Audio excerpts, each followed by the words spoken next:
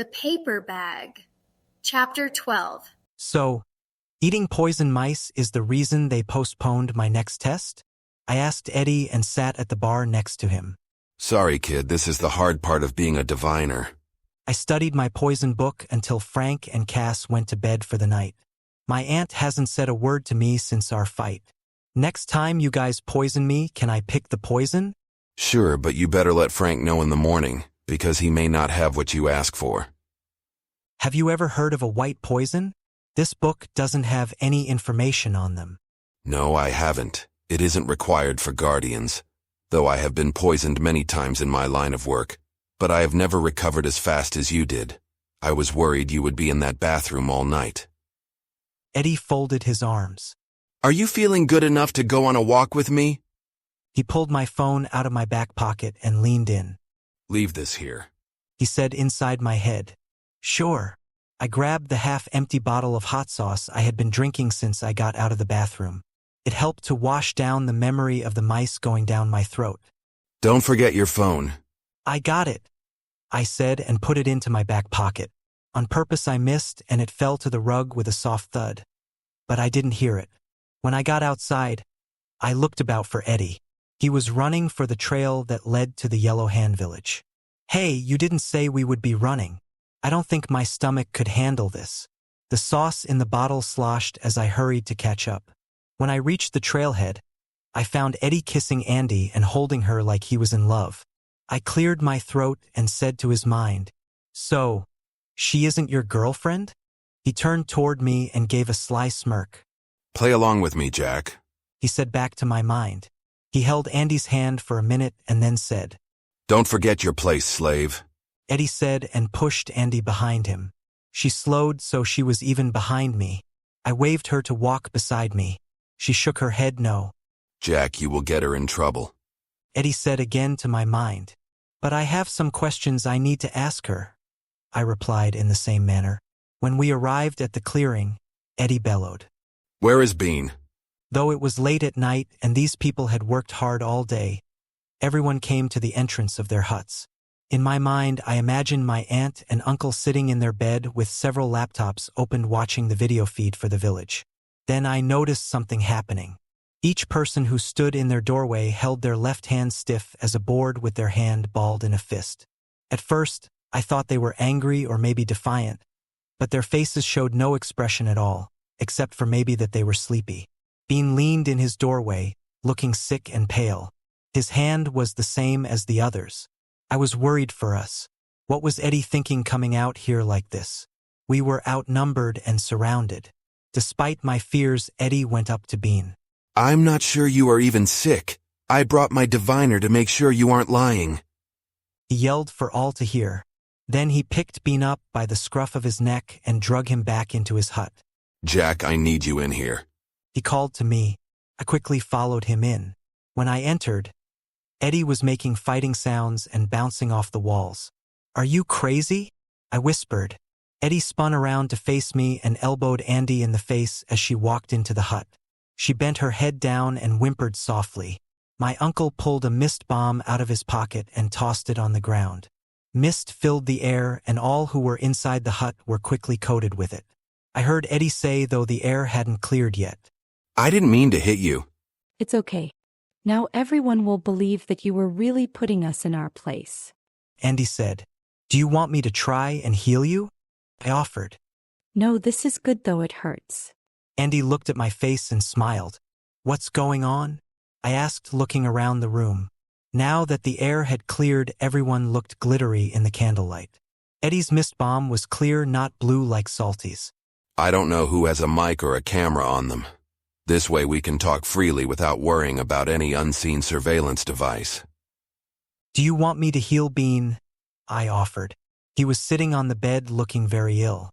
Father. Andy went to him. I'm fine.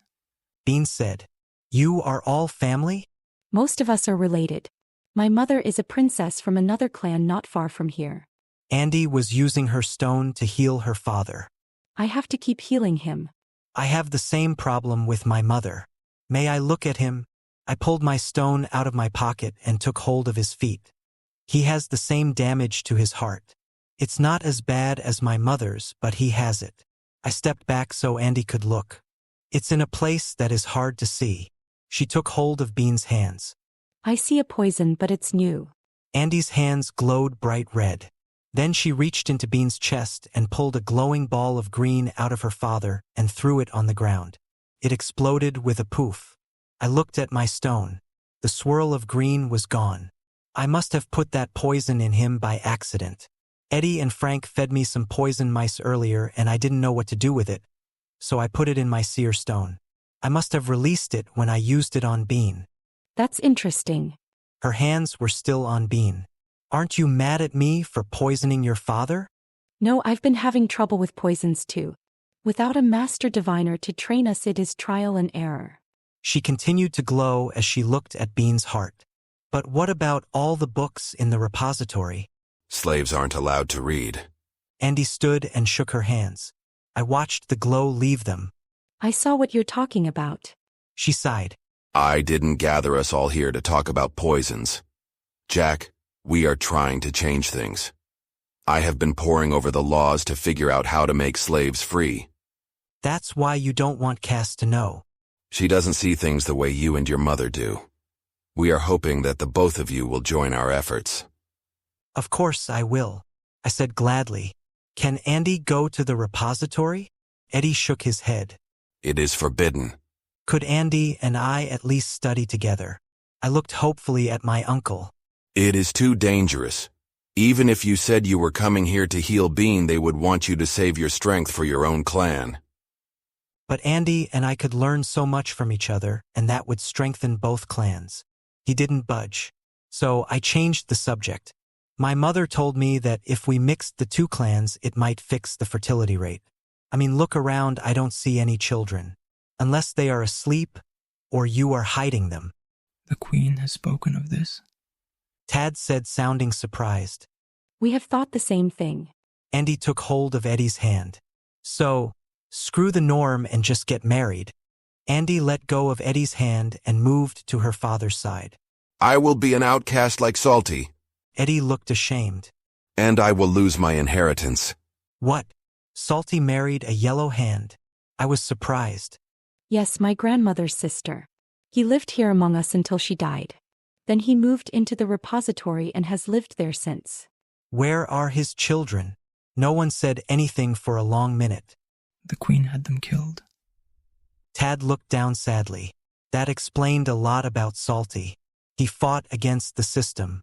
Hope filled my heart for these people, and I was ready to do whatever needed to be done. So, what's the plan? First, we need to get your mother well again. So, you will be going to the repository daily with me. I will start your training in the morning. Cass wants me to go easy on you, but she is wrong about that. You recovered so fast, I'm sure we can move forward more quickly. So how many mice will I have to eat per day?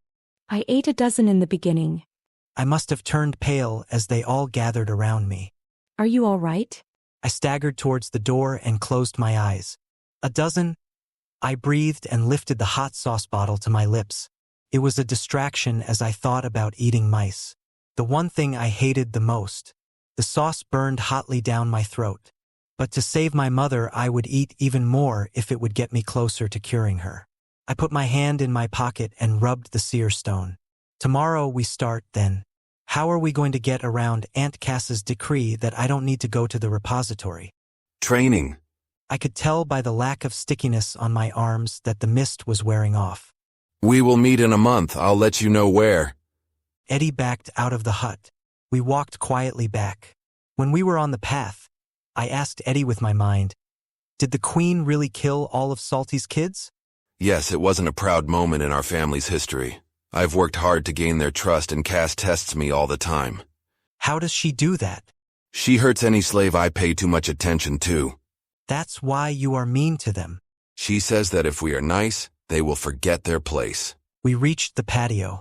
Tomorrow we are going to run first thing in the morning, so you better get a good night's rest.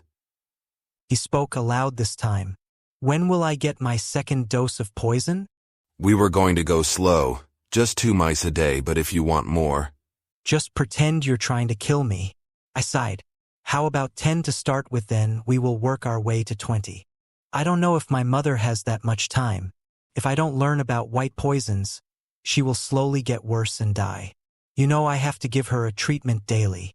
Well, as soon as your poison training is completed, you will start having patients. What? I'm not ready for that. Don't worry, only the dragons who have the most gold will be allowed to see you first. Eddie started to do some stretching exercises.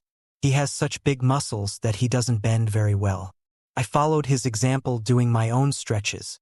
Aunt Cass came to the door. Were you two out running? Well, I ran and Jack tried to keep up. Eddie grinned. I saw that you went to the village.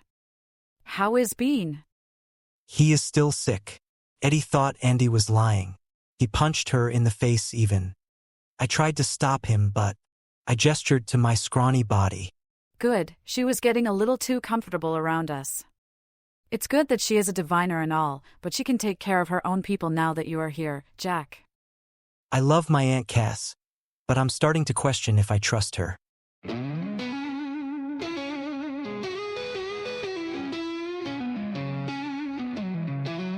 Fire and brimstone spin around you. Haze of smoke, can't find what's true. Lost my sight in this darkened maze. Who am I in this heavy daze?